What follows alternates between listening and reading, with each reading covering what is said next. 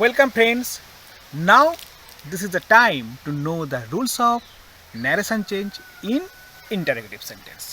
In this video, we will learn what is interrogative sentence at first, then how we will change from direct to indirect one using as usual common rules of narration.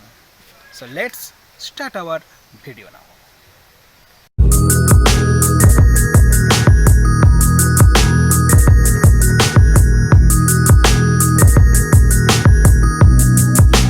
Let's learn at first what is interrogative sentence. Interrogative sentence কাকে বলে? The sentence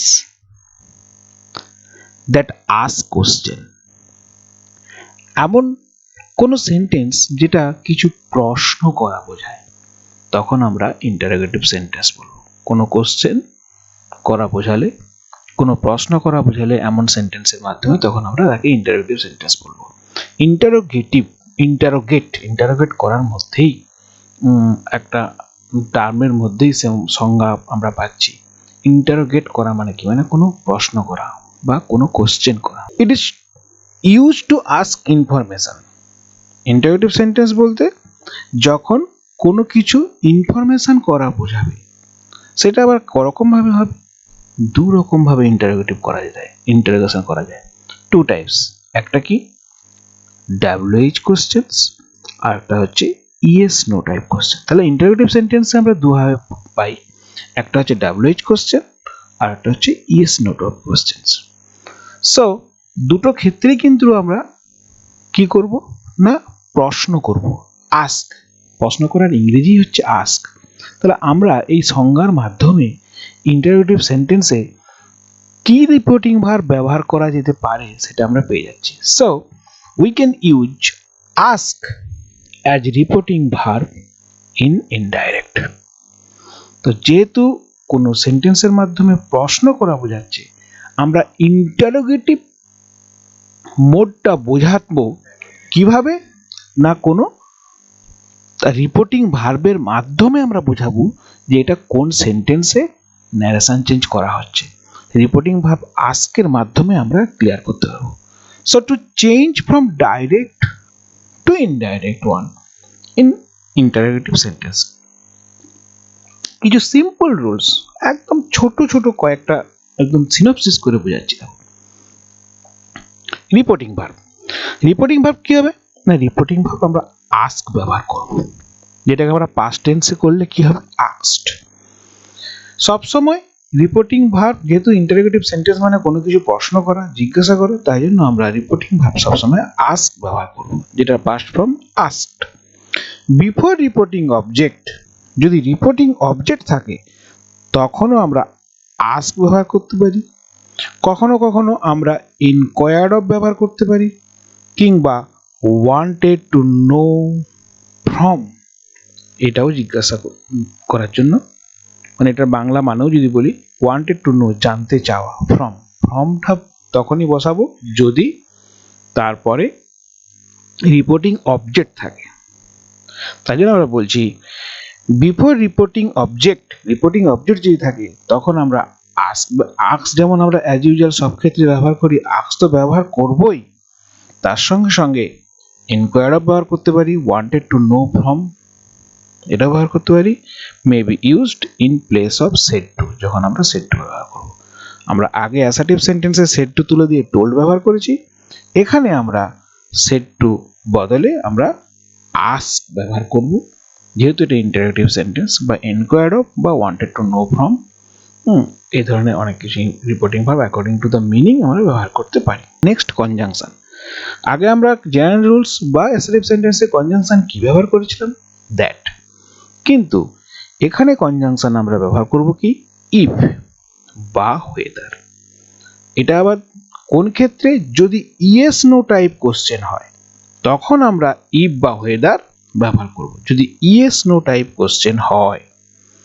আর যদি WH হয়, যদি WH থাকে তাহলে remains unchanged, ওগুলোর কোনো পরিবর্তনই হবে না, যেই WH ওয়ার্ড থাকবে সেই WH ওয়ার্ডটাই আমরা ব্যবহার করব অ্যাজ এ কনজাংশন।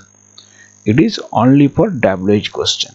আমরা দুভাবে ব্যবহার করতে বলছিলাম, একটা হচ্ছে ইয়েস নো টাইপ কোশ্চেন হয়, আর একটা হচ্ছে WH কোশ্চেন হয়। WH কোশ্চেন বা ইয়েস নো টাইপ কোশ্চেন দুটো ক্ষেত্রে আমরা রিপোর্টিং ভার্ব আস্ক ব্যবহার করতে পারি, কিন্তু ইয়েস নো টাইপ কোশ্চেনের ক্ষেত্রে আমরা ইফ বা ওয়েদার ব্যবহার করব, আর WH ওয়ার্ড যদি দিয়ে শুরু হয় কোনো সেন্টেন্স, তখন ওই WH কোশ্চেনের ক্ষেত্রে WH ওয়ার্ডটাই কিন্তু আমরা রিপোর্টিং মানে কনজাংশন হিসাবে ব্যবহার করে নিতে পারি। রিপোর্টেড স্পিচ, রিপোর্টেড স্পিচ যে আমরা দেখি যখন কোশ্চেন মোড থাকবে, ইন্টারোগেটিভ সেন্টেন্স মানে কোশ্চেন মোডে থাকবে, that question is changed into a statement. Question সবসময় স্টেটমেন্ট অর্থাৎ অ্যাসার্টিভ মোডে পরিবর্তন হবে। এই তিনটে রুলস যদি আমরা ভালো করে মনে রাখতে পারি, তাহলে ইন্টারোগেটিভ সেন্টেন্সে ন্যারেশন চেঞ্জ খুব সহজেই হবে। এই তিনটে রুলস মাত্র, এই তিনটে রুলস। দেখা যাক, একটা উদাহরণ দিলে বোঝা যাবে। এক্সাম্পল, ফার্স্ট উদাহরণ কি? Raj said to me, are you well? এখানে কিন্তু কোনো WH ওয়ার্ড দিয়ে সেন্টেন্স শুরু হয়নি, এটা হচ্ছে yes no type question. Raj said to me, are you well? তখন আমরা অ্যাজ ইউজুয়াল সেড টুর জায়গায় আমরা কি করলাম? আস্কড করলাম, যেহেতু পাস্ট টেন্স ছিল। এনকোয়ার্ড অফ করতে পারতাম, wanted to know from me করতে পারতাম, কিন্তু আমরা আস্কডটাই সবসময় ব্যবহার করতেন। আস্কড ব্যবহার করলাম বোঝার সুবিধার্থে। রাজ আস্কড মি, যেহেতু ইয়েস নো টাইপ কোশ্চেন, তাই জন্য আমরা ব্যবহার করলাম কনজাংশন কি? ইফ। ইফ বা ওয়েদার ব্যবহার করতে হয়, কিন্তু আমরা শুধু এখানে ছোট্ট করে ইফ ব্যবহার করলাম। If I was ill, you, এখানে আমরা সেই জেনারেল রুলসের পার্সনের নিয়ম ব্যবহার করেছি। You followed to me, object, reporting object, then ইউটা হয়ে গেছে আই। করেসপন্ডিং পাস্ট ফর্মে থাকার জন্য করেসপন্ডিং পাস্ট ফর্ম সেই জেনারেল রুলস ব্যবহার করে যেমন ব্যবহার করেছিলাম, করেসপন্ডিং পাস্ট ফর্ম করতে হবে। তখন আমরা করে দিয়েছি কি? আর ওটা হয়ে গেছে was, am is are was were, past টেন্সে চেঞ্জ করলে। আর ওয়েল ওয়েল থেকে গেছে, কিন্তু আর ইউ ওয়েল ছিল, কিন্তু হয়ে গেছে আই ওয়াজ ওয়েল। কেন হলো না? এটা ছিল ইন্টারোগেটিভ মোডে, অর্থাৎ কোশ্চেন মোডে। The question change into statement. স্টেটমেন্টের ফরমেশন কি? প্রথমে সাবজেক্ট, তারপরে ভার্ব, তারপর অবজেক্ট। তো ওইটা আমরা স্টেটমেন্টে পরিবর্তন করে দিয়েছি, আই ওয়াজ ওয়েল। এটা ইয়েস নো টাইপ কোশ্চেনের জন্য। এবার যদি WH কোশ্চেন থাকে, উদাহরণ, I said to Rina, where were you now? Where were you now, হোয়ারটা হচ্ছে WH কোশ্চেন, WH ওয়ার্ড। তখন আমরা কিন্তু ইফ বা ওয়েদার ব্যবহার করব না। এখানে আমরা সেড টু থাকার জন্য এনকোয়ার্ড অফ ব্যবহার করেছি, আই এনকোয়ার্ড অফ রিনা। তারপর হোয়ারটা যেমন ছিল ঠিক তেমনই আমরা অ্যাকর্ডিং টু দ্য কনজাংশন ব্যবহার করে দিয়েছি। আর ইউ হচ্ছে রিনা, রিনাকে বোঝাচ্ছে ইউ, তাই জন্য আমরা রিনার জন্য এখানে সি বসিয়েছি। এবারে ওয়্যার, ইউর সি এর পরে হ্যাড, আর ওয়্যারের পাস্ট পার্টিসিপল ফর্ম বিন, ওয়্যারের পাস্ট পার্টিসিপল ফর্ম বিন। আর যেহেতু এটা ওয়্যার ইউ নাও, তখন আমরা কি করে দিয়েছি? Where she had been then, ওয়্যারের পাস্ট পার্টিসিপল ফর্ম বিন, আর নাও হয়ে গেছে দেন। এখানে কতগুলো চেঞ্জ হয়েছে বুঝতে পেরেছ? প্রথমত স্টেটমেন্ট করার জন্য হোয়ারের পরে প্রথমে সি বসিয়েছি, হোয়ার সি, তারপর হ্যাড, তারপর বিন, তারপর দেন। বোঝা গেল? হোয়ার সি হ্যাড বিন দেন। এই দুটো, একটা ইয়েস নো টাইপ কোশ্চেন আর একটা WH কোশ্চেন কিভাবে করতে হয় সেটা ছোট্ট করে নিয়মের মাধ্যমে আমি বুঝিয়ে দিলাম। এবার ইন্টারোগেটিভ সেন্টেন্সের একটা এক্সেপশন আছে, সেটা কি? সেটাকে আমরা বলি কোয়েশ্চেন ট্যাগ। ট্যাগ কোশ্চেনের ক্ষেত্রে কিভাবে আমরা ইন্টারোগেটিভ সেন্টেন্সে ন্যারেশন চেঞ্জ করব সেটা আমি বুঝিয়ে দিচ্ছি। ট্যাগ কোশ্চেন কি না? কোশ্চেন ট্যাগস অ্যাফার্মেটিভ স্টেটমেন্ট, যদি অ্যাফার্মেটিভ স্টেটমেন্ট থাকে, is followed by negative question tag. কিরকম কোশ্চেন ট্যাগগুলো হয় একটা উদাহরণ দিলে বোঝা যাবে। উদাহরণটা দেখা যাক। ফার্স্ট উদাহরণ বলছি আমি, he said it is beautiful, isn't it? তাই নয় কি? এটা খুব সুন্দর, তাই না? এইরকম আমরা বলি, প্রশ্ন করি। তখন এইরকম যদি থাকে তখন আমরা ইন্টারোগেটিভ সেন্টেন্স এর ন্যারেশন চেঞ্জ কিভাবে করব? অ্যাজ ইউজুয়াল সেটটা আমরা সেট আস্কড করে দিয়েছি, আর এখানে ইফ আমরা কনজাংশন ব্যবহার করব, তারপর যেমন রয়েছে ইট ইজ বিউটিফুল বসিয়ে দিয়েছি। He asked if it was beautiful, ইজটা ওয়াজ করেছি, ইফ ইট ওয়াজ বিউটিফুল। এবার ইজন্ট ইটটাকে আমরা কি করব? অ্যান্ড অ্যাজিউমড দ্যাট, এই টার্মটা ব্যবহার করব, and assumed that it was, isn't it? It was, তাই না? হ্যাঁ তাই। নেগেটিভ ফোর্স আছে, এটা আমাকে পজিটিভ করতে, হ্যাঁ এটা তাই। The affirmative statement is followed by negative tag questions, isn't it? এইটা আমরা অ্যাফার্মেটিভ মোডেই কিন্তু ব্যবহার করেছি। অর্থাৎ নেক্সট কি, যদি নেগেটিভ স্টেটমেন্ট থাকে তখন কি করব? The in question tags negative statement is followed by affirmative question tags. উদাহরণ দিলে বুঝে যাবে। কি উদাহরণ রয়েছে? He said to her, you did not make it, did you? সে আমাকে সে তাকে বলেছে, তুমি তো এটা করনি, করেছো কি? তার মানে এখানে নেগেটিভ ফোর্সটা স্টেটমেন্ট কোশ্চেন ট্যাগ, যেহেতু এটা নেগেটিভ, হি ডিড নট ব্যবহার করেছে, তাই জন্য ট্যাগ কোশ্চেনটা কিন্তু আমরা অ্যাফার্মেটিভ ফোর্সে লেখা হয়েছে। সেই একই থিওরি, সেটটা আমরা আস্কড করেছি, কনজাংশন ইফ ব্যবহার করেছি। যেমন অ্যাজ ইউজুয়াল আমরা কি করেছি? এই ডিড নটটাকে, ডিড নটটা তো বোঝাচ্ছে না, এখানে ফোর্সটা কিসে রয়েছে? ডিড ইউ, তুমি করেছো, তাই জন্য আমরা করেছি কি? She had made it and assumed that she had not. তাহলে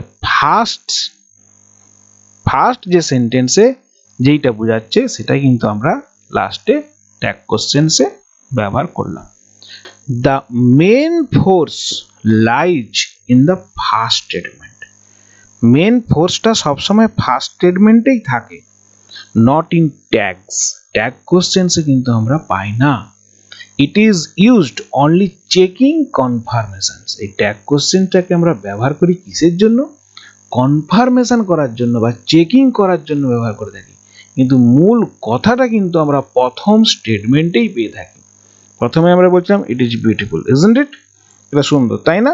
হ্যাঁ এটা সুন্দর এবং এটা সত্যি। প্রথম স্টেটমেন্টে, ফার্স্ট স্টেটমেন্টে কিন্তু ফোর্স রয়েছে। You did not make it, তুমি এটা কিন্তু করনি। ডিড ইউ, করেছো কি? করনি। তাই আমরা শিখেছি he made it, she made it and assumed that she had not. Next, he made it, এই যে if he had made it, সে কি, যদি সে করে থাকে এবং সে বলল না সে কিন্তু করেনি। এবার নেক্সট আমরা কিছু এক্সাম্পল, যতক্ষণ আমরা পড়লাম ডাইরেক্ট থেকে ইনডাইরেক্ট দুটো একটা এক্সাম্পল আমি দেখে নিচ্ছি। প্রথমে কি, he said can you drive, আমরা কি করব? সেটটা করে দিলাম আস্কড, হি আস্কড। ইফ, যেহেতু ডাব্লিউএইচ কোশ্চেন নেই তাই জন্য আমরা কি করলাম? ইফ কনজাংশন ব্যবহার করলাম। If you can drive, if I could drive, past টেন্সে ছিল বলে ক্যানটা কুড হয়ে গেছে, তারপরে ড্রাইভ বসানো হয়েছে। বোঝা গেল? Next, Ram shed to me what is your name, Ram বলল তোমার নাম কি? Ram wanted to know from me, wanted to know from, তারপরে এখানে রিপোর্টিং অবজেক্ট বসেছে, কারণ from, wanted to know from এর পরে একটা রিপোর্টিং অবজেক্ট ডিপেন্ড করে। অ্যাজ ইউজুয়াল যেমন হোয়াট, যেমন ডাব্লিউএইচ তোমার ওয়ার্ড রয়েছে, আমরা এখানে কনজাংশনে কিন্তু হোয়াট বসিয়েছি।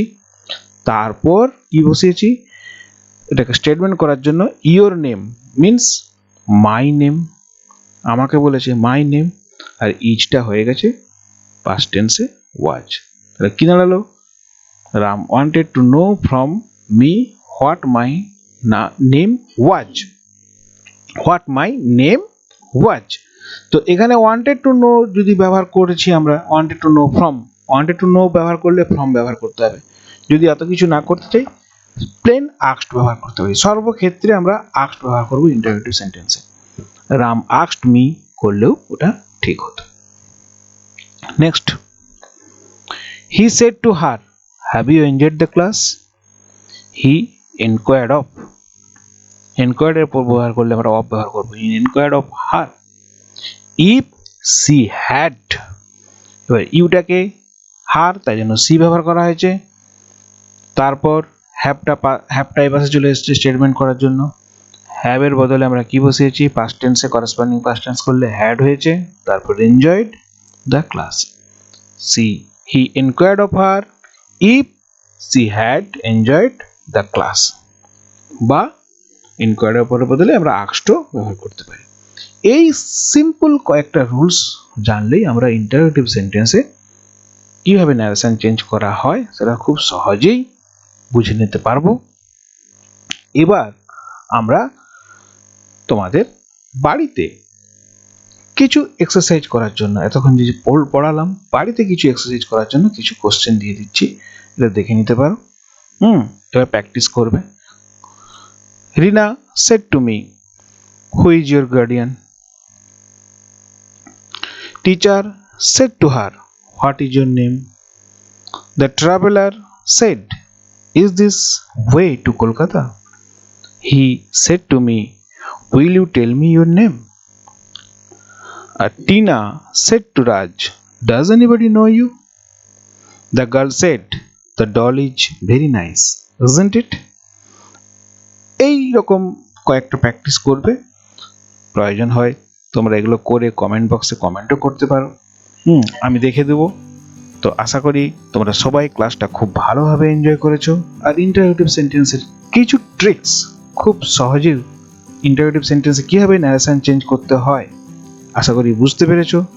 যদি ক্লাসটা ভালো লেগে থাকে অবশ্যই একটা লাইক দিবে, আর এই ভিডিওটা শেয়ার করতে কখনো ভুলো না। আর যারা নতুন, আমার চ্যানেলটা সাবস্ক্রাইব করে উপরে পাশে থাকা বেল আইকনটা প্রেস করে দেবে, যাতে আরো নতুন নতুন আপডেট আমি আপলোড করলে তোমরা পাও। সো আজ তবে এখানেই থাক, বাই।